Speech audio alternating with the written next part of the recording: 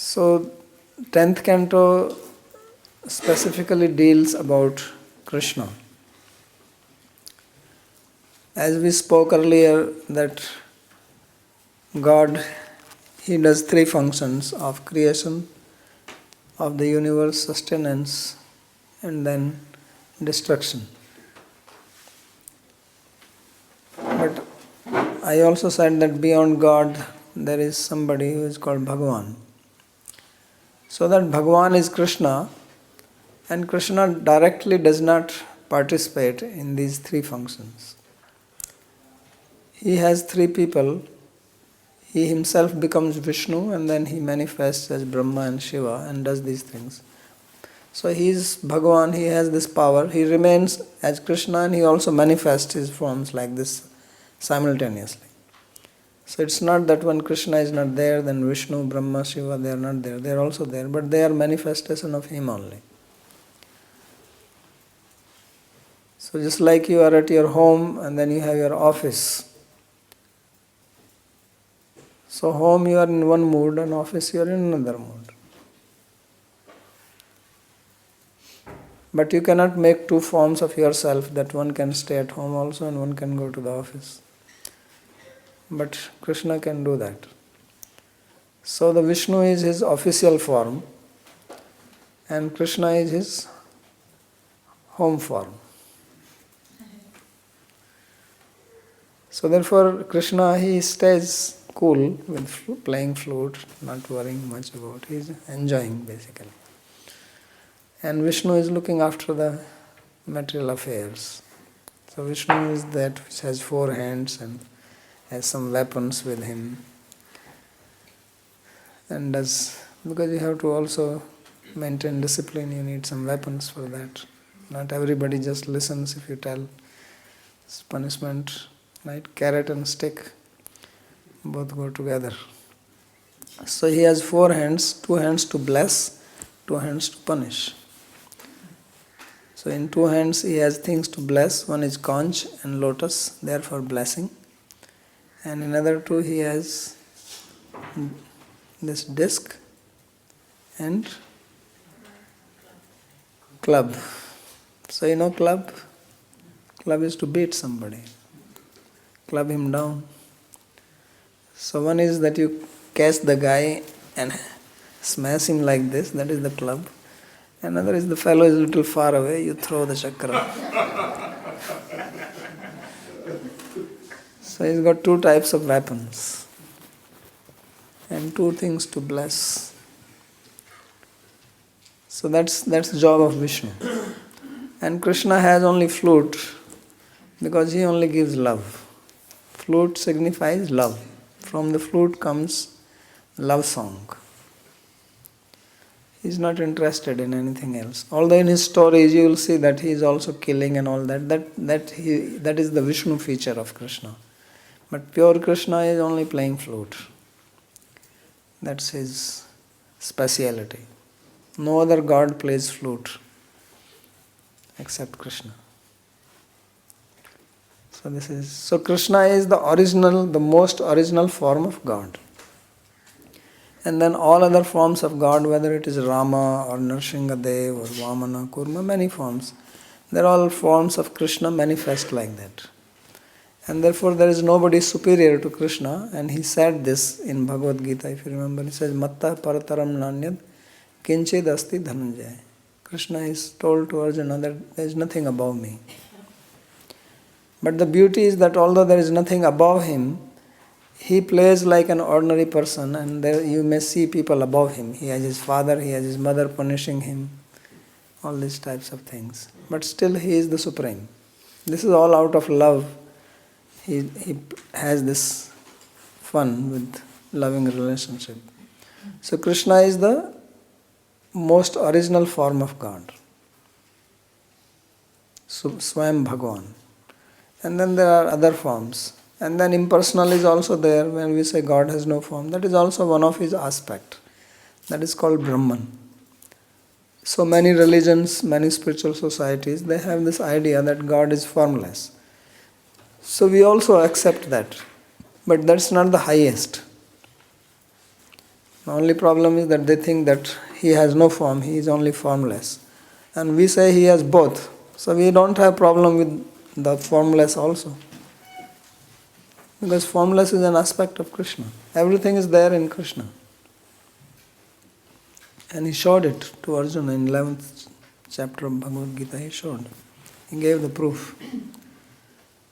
So Krishna is most amazing person. He has so many sides to him. But his best side is which he manifested here in Vrindavan. Here he lived only for 11 years. After that he went to Mathura and then he went to Dwarka and he stayed on earth for 125 years. But the most of the stories which you hear are what he did in these 11 years. He did many things afterwards also, and they're also described here in Bhagavatam. But the stories which are most relished by people are the one which he did here, because these are the stories which are manifestation of pure love. The people with whom he lived here, they were in complete love with him. And then when he goes away from here, then he is not a cowherd boy, then he becomes a royal person. So when somebody is a royal person, then mood is different, right? You've seen royal people, they have a different type of ego and different type of style and different protocol, how they deal with people. But as a cowherd boy, he did not have any of these protocols. He was just straightforward. Anybody could go and meet him. When he's in Dwarka, you can't just walk in and say, I want to meet Krishna. No, he will have 15 people stopping him before you reach him, inquiring why you want to see him. But that is not the case in Vrindavan, because in love there is no obstruction. In love, love is open to people, because all these people love him, so why he has to stop anybody from seeing him? So therefore this mood is appreciated more than his mood when he left from here. And this is what he really wanted to teach us. Krishna came to teach love. Although he taught many things, he also taught politics, he also taught family life, he also taught how to run kingdom. Many things he spoke and taught by his own example, but the real message which he wanted to give was the message of pure love, unconditional love, love which is without any bargain, without any hidden motive, any vested interest, just love for the sake of love. So that's what he is. So when it is said that God is love, and Jesus said, or love is God, this is Krishna. Really speaking, he is talking about Krishna, because the other God which is described, that is a very angry God. That is not love, right? The other God which you see in Bible is an angry God. He is punishing guys for small things, So really speaking, when Jesus says love is God, that is Krishna. Because it doesn't match with the other God. So, love is God and God is love. But this love is pure love. This is unconditional love. And that's why I told before that ultimately we are seeking God knowingly, unknowingly, although you did not agree with that probably. But actually we are looking for love. And we all look for pure love. Nobody wants conditional love.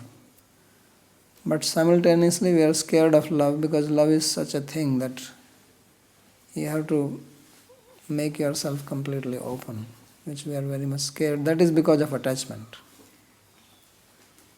So because of attachment, we cannot experience pure love. Because these two things don't go together. So in Bhagavad Gita, when Krishna says, Sarvadharman parityajya mamekam sharanam braja, that you give up all varieties of duties, religion, just take my shelter. Really speaking, he is talking about love. And love is not something which you can force on someone. Love is not that you can tell somebody, love me, otherwise I'll chop your head off. No, love is natural. It It cannot be imposed. You can impose many other things, but not love. So this is what Krishna is teaching here in Vrindavan. And that is the greatness of Vrindavan. So just like this place is called Vrindavan, in the spiritual world also there is a Vrindavan, where Krishna personally lives. And when he came here, he manifested that place in this place.